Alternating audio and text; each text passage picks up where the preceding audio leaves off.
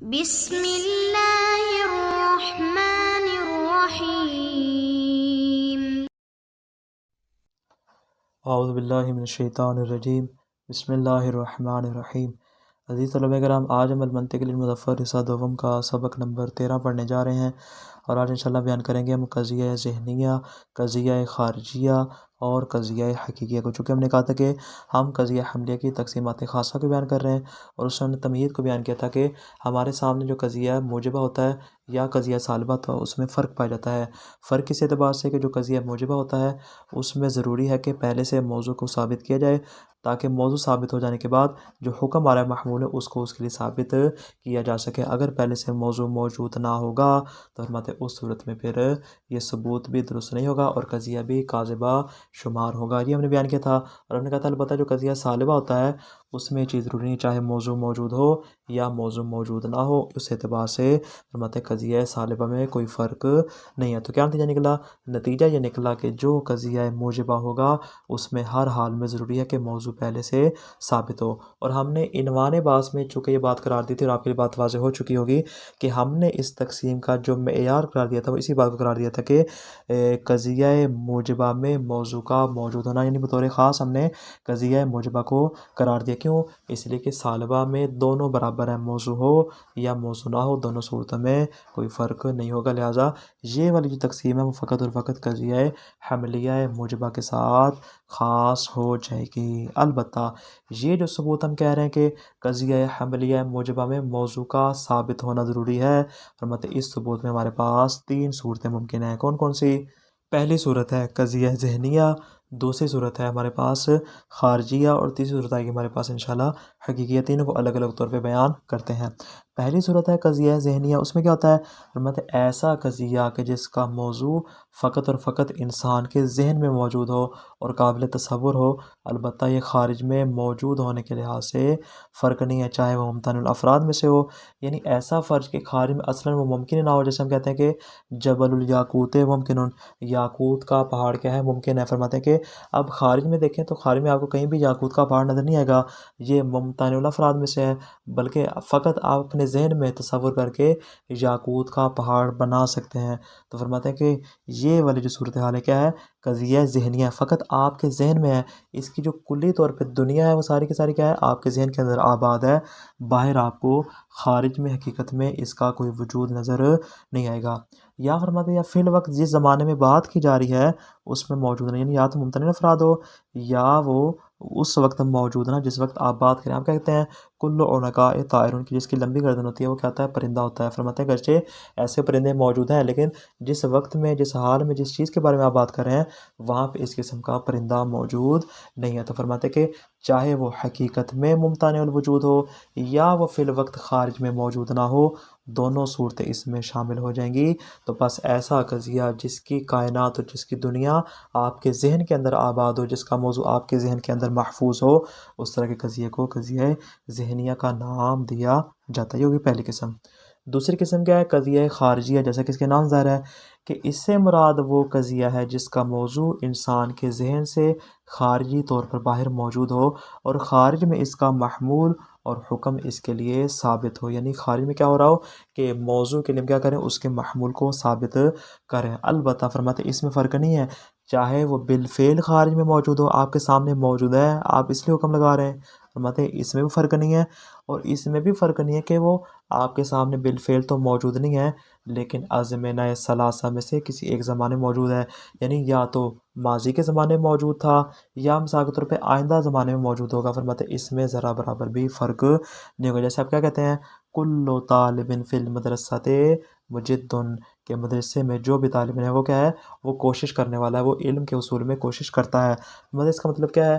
اس کا مطلب یہ ہے کہ ہم جس کی بات کر رہے ہیں طالب علم مدرسے کے اندر جو موجود ہے، چاہے وہ بالفعل موجود ہو یا بالفعل موجود، مثال کے طور پہ چھٹیاں ہو گئی ہیں، اسکول میں کوئی موجود نہیں ہے، کالج میں کوئی موجود نہیں ہے، کالج خالی ہے، لیکن فرماتے ہیں کہ وہاں پہ کیا ہے؟ بالفعل موجود ہونا ضروری نہیں، فقط اور فقط اس کا امکان ہی کافی ہے کہ ازمنہ ثلاثہ میں سے کسی ایک زمانے میں موجود ہو تو بھی کافی ہے۔ اگر وہ بالفعل آپ کے سامنے موجود ہے تو بھی کافی ہے، فقط اس کا خارج میں ہونا ضروری ہے، بالفعل ہونا ضروری نہیں، بالقوہ بھی ہو تو بھی وہ کافی ہو جائے گا۔ بس مثال کے طور پہ اگر یہ موضوع ہم گزشتہ زمانے میں کسی بھی زمانے کے بارے میں دیتے ہیں، یعنی کیا مطلب، یعنی وہ چیز آج کے زمانے میں نہیں ہے یا مستقبل میں اس کے امکانات نہیں ہیں، لیکن وہ ایسی چیز ہے کہ وہ گزشتہ زمانے میں موجود تھی۔ فرماتے ہیں کہ اس کے بارے میں اگر آپ قضیے کو موضوع قرار دے کے اس کے لیے کوئی چیز ثابت کرتے ہیں تو آپ کا یہ قضیہ صادقہ ہوگا۔ مثال کے طور پہ ہم کہتے ہیں طوفان نوح میں غرق ہو جانے والوں کے بارے میں خبر دیتے ہیں کہ جو شخص کشتی میں سوار تھے وہ تو بچ گئے، جو کشتی سے باہر تھے وہ سارے کے سارے کیا غرق ہو گئے۔ فرماتے ہیں اگرچہ خبر گزشتہ لوگوں کے حوالے سے ہم کہتے ہیں کہ غرقت ہؤلاء وہ سارے کے سارے غرق ہو گئے، اگرچہ گزشتہ زمانے کے حوالے سے گفتگو ہے، لیکن فرماتے ہیں چونکہ خارج میں اس کا تحقق تو ہے، اگرچہ تینوں زمانوں میں کسی ایک زمانے میں کیوں نہ ہو، آپ کا یہ قضیہ کیا ہو جائے گا؟ صادقہ ہو جائے گا۔ اس کو نام دیتے ہیں قضیہ خارجیہ کا۔ اور تیسری صورت ہمارے سامنے آتی ہے قضیہ حقیقیہ۔ قضیہ حقیقیہ کیا ہوتا ہے؟ اس سے مراد وہ قضیہ موجبہ ہے کہ جس کا موضوع واقع اور نفس الامر میں موجود ہے، یعنی اس کی حقیقت موجود ہے، جیسا کہ نام سے ظاہر ہے کہ یہ قضیہ حقیقیہ ہوتا ہے، یعنی اس کی حقیقت کا ہونا کافی ہے۔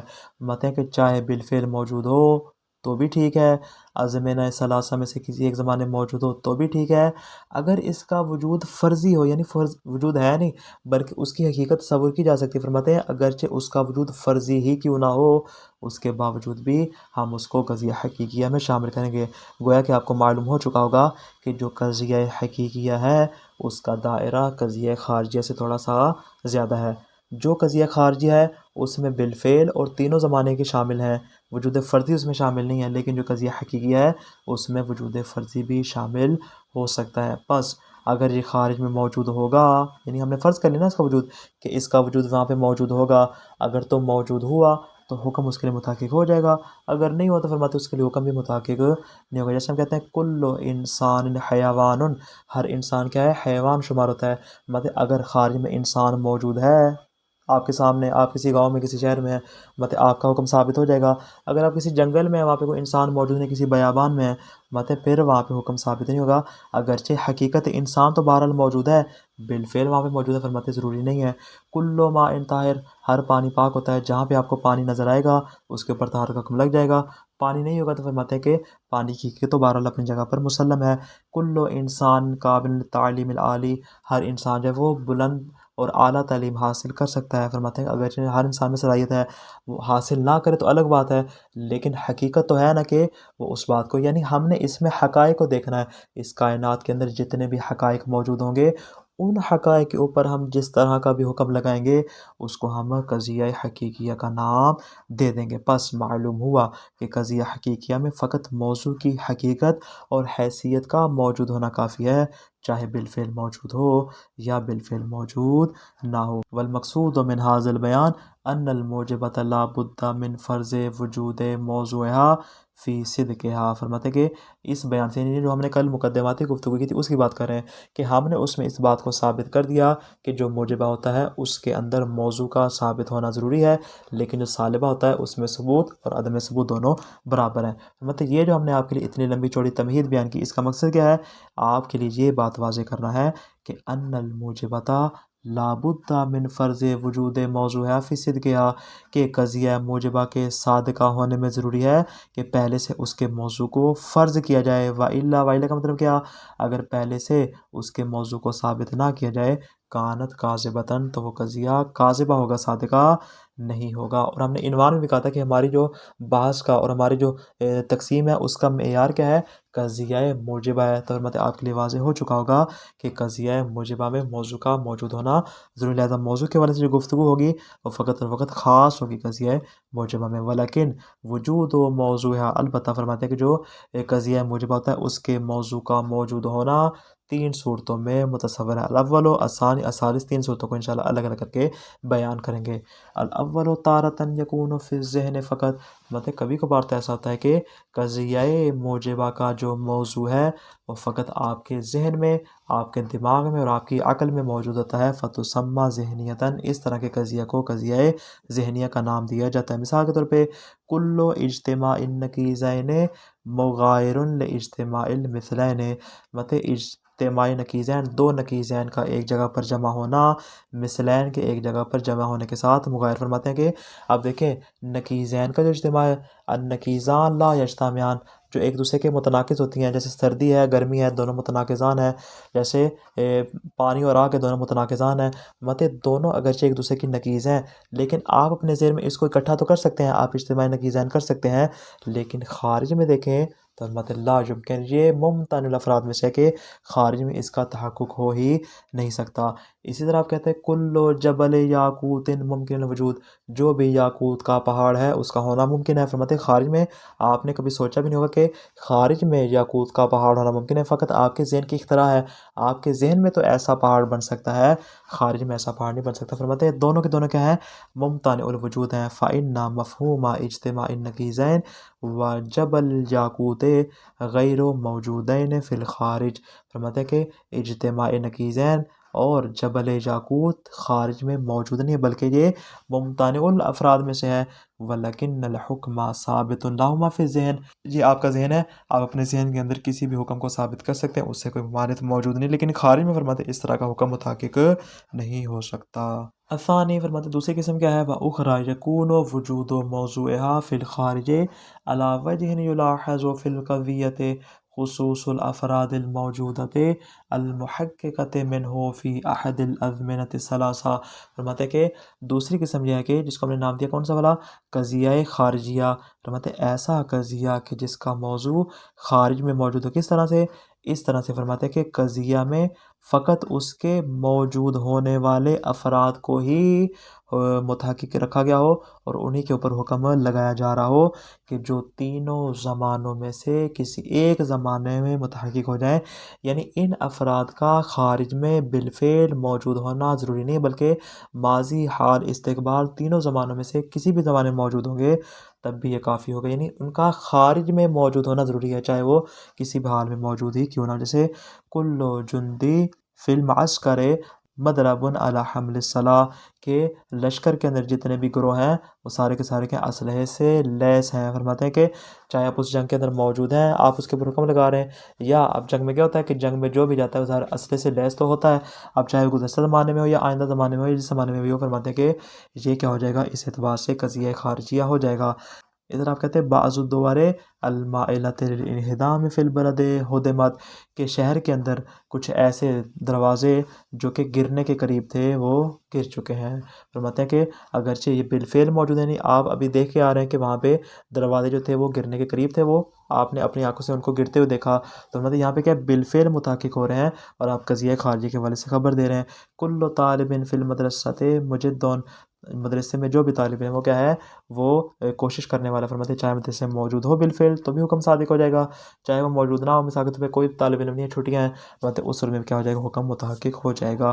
وَتُسَمَّى الْقَضِيَّةُ هَٰذِهِ خارجیہ، اس طرح کے قضیہ کو قضیہ خارجیہ کا نام دیا جاتا ہے۔ الثالثۃ، فرماتے تیسرا قضیہ کیا ہے؟ وَثَالِثَةً يَكُونُ وُجُودُهُ فِي نَفْسِ الْأَمْرِ وَالْوَاقِعِ، فرماتے ایسا قضیہ کہ جس کا موضوع نفس الامر اور واقع میں موجود ہے، اس کی حقیقت موجود ہو، بالفعل موجود ہو، فرماتے ہیں تو بھی ٹھیک ہے، ازمنہ ثلاثہ میں ہو تو بھی ٹھیک ہے، اگر اس کی حقیقت بھی ہے، وجود اس کا فرضی ہے، اگرچہ ازمنہ ثلاثہ میں کسی موجود نہ بھی ہو تو بھی کافی ہوگا۔ بمعنی ان الحکم علی الافراد المحققۃ الوجود والمقدرۃ الوجود معاً، فرماتے اس معنی میں کہ افراد کے اوپر جو حکم آ رہا ہے وہ ایسے افراد بھی ہوں گے کہ جو وجود کے اعتبار سے متحقق، یعنی بالفعل ان کا وجود وہ بھی اس میں آ جائیں گے، والمقدرۃ الوجود معاً، وہ والے افراد کے جن کا وجود فرضی ہے، مثال کے طور پہ رجعت کا زمانہ ہے جس میں امام زمانہ واپس آئیں گے، فرماتے جو رجعت کا زمانہ ہے اگرچہ وہاں پہ اب اس کو فرض کیا جا رہا ہے، یعنی ابھی وہ متحقق ہوا نہیں ہے تینوں زمانوں میں، فرماتے کہ اس طرح کا جو وجود ہوگا اگرچہ اس کی حقیقت ہے، کیونکہ ہمیں فرمودات معصومین سے معلوم ہوتا ہے چونکہ اس کی حقیقت ہے، لہذا فرماتے ہیں کہ اس کو ہم قضیہ حقیقیہ کا نام دیں گے۔ تو خلاصہ یہ ہوا کہ ہر وہ چیز جس کا تعلق حقائق کے ساتھ ہو، اس کائنات کے جتنے بھی حقائق موجود ہیں ان کے ساتھ اس کا تعلق ہو، وہ سارے کے سارے اس میں متحقق ہو جائیں گے۔ فَكُلُّ مَا يُفْرَضُ وُجُودُهُ وَإِن لَّمْ يُوجَدْ أَصْلًا، فرماتے ہر وہ چیز کہ جس کا وجود فرضی ہو اگرچہ وہ اصلاً موجود نہ ہو، فَهُوَ دَاخِلٌ فِي الْمَوْضُوعِ وَيَشْمُلُهُ الْحُكْمُ، موضوع میں داخل ہو جائیں گے اور حکم بھی ان کو شامل ہو جائے گا، یعنی اس قضیے کا دائرہ قضیہ خارجی کی نسبت تھوڑا سا وسیع ہے۔